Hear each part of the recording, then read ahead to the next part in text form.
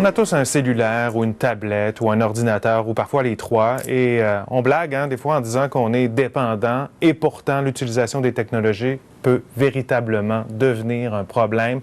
Le centre de thérapie, le Grand Chemin de Saint-Célestin au centre du Québec en sait quelque chose. Il accueille ces jours-ci ces 2 premiers jeunes avec un problème spécifique de cyberdépendance, dont un jeune de Sherbrooke. La demande pour ce service montre qu'ils ne seront pas les derniers en fait. Marie-Ève Trudel. Quand t'es pas bien dans le monde réel puis que tu vois les jeux vidéo un peu comme ton seul échappatoire, je dirais que c'est à ce moment-là que ça devient vraiment vraiment comme une dépendance. Ce qui avait toujours été un jeu pour Félix n'avait plus rien d'amusant au cégep quand les échecs scolaires se sont mis de la partie. Ce trop-plein de liberté-là, j'en ai comme abusé puis ça finit par m'éclater d'en face. Il lui fallait maintenant guérir une dépendance pour le jeu en ligne. Première cible, la prise de conscience. À un moment donné, tu sais, t'en veux toujours plus. Je mentais. Puis c'était rendu comme une seconde nature pour moi de mentir. Ma mère, je la traitais un peu de technophobe, qu'elle avait peur de la technologie puis du progrès. On lui disait d'être technomodéré. Karina Bergeron a servi cette réponse d'innombrables fois. Le contrôle parental, elle connaît, mais il a ses limites. À quelque part, on peut pas être toujours là. On a eu beau, à un moment donné, partir avec les manettes le matin au travail pour l'empêcher de jouer à ses jeux. Elle m'avait carrément enlevé le Wi-Fi. Le problème, c'est qu'avec ma mère, à chaque fois qu'elle me mettait des conséquences, je trouvais tout le temps une faille à exploiter. La tension familiale augmentait. Le problème était devenu ingérable. Tous nos autres besoins qu'on a, ils passent un peu comme après la consommation. Il fallait lui rappeler de se laver. Fallait, quand il se levait le matin, c'était tout de suite sur ses jeux vidéo. Lâche ça, Félix, des jeunes. C'est vraiment sournois comme dépendance. On voit pas ça venir.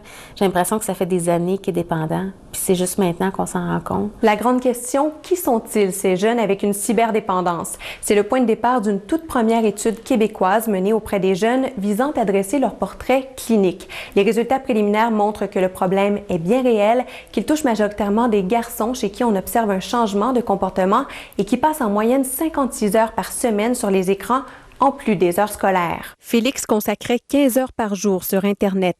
Mais au-delà du temps d'utilisation, il y a d'autres signes. Le fait de passer de moins en moins de temps à des activités autres, que le seul sujet de conversation que j'ai, c'est mon avatar, le jeu, les gens que je rencontre en ligne. Peu de parents sont attentifs à ça parce que c'est récent, on connaît peu. Survient un autre problème, celui du financement public, dans un contexte où de plus en plus de jeunes cognent à la porte du centre pour y traiter la cyberdépendance. Il n'y a pas de reconnaissance officielle au niveau de l'offre de service, ce qui veut dire qu'il n'y a pas de financement spécifique. Une aberration pour Félix, qui voit que sa dépendance s'apparente en plusieurs points à celle aux drogues ou à l'alcool. Elles autres aussi, ils s'isolaient.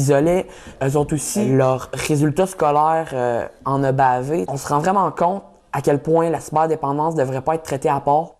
C'est là que tu remplaces ton moins 16. Fait que là, ton moins 16 est égal à... Au centre Le Grand Chemin, Félix trouve de nouvelles sources de valorisation et vient le moment de penser au retour. J'ai peur parce que, dans le fond, la technologie, c'est omniprésent. Je vais devoir être confronté à ça chaque jour de ma vie, mais malgré tout, être capable d'avoir le contrôle. Ça va être d'aider la personne à remplir sa vie d'activités de loisirs, d'activités relationnelles. J'avais perdu goût en la vie, mais tu sais, pas au point de me suicider, mais tu sais, je trouvais que la vie c'était plate. Pendant que je jouais, c'était pour vivre au travers de d'autres vies, parce que ces autres vies-là étaient plus passionnantes, puis parce qu'ils m'apportaient plus. Mais à quelque part, ce que je me souhaite, c'est d'être capable de vivre ma vie puis de la vivre avec passion. Sa prochaine mission, entreprendre des études en sciences. La dépendance aux jeux en ligne, contrairement à d'autres, ne fait pas de ravages au cerveau. Voilà déjà un bon point pour lui. Ici Marie-Ève Trudel, Radio-Canada, Saint-Célestin.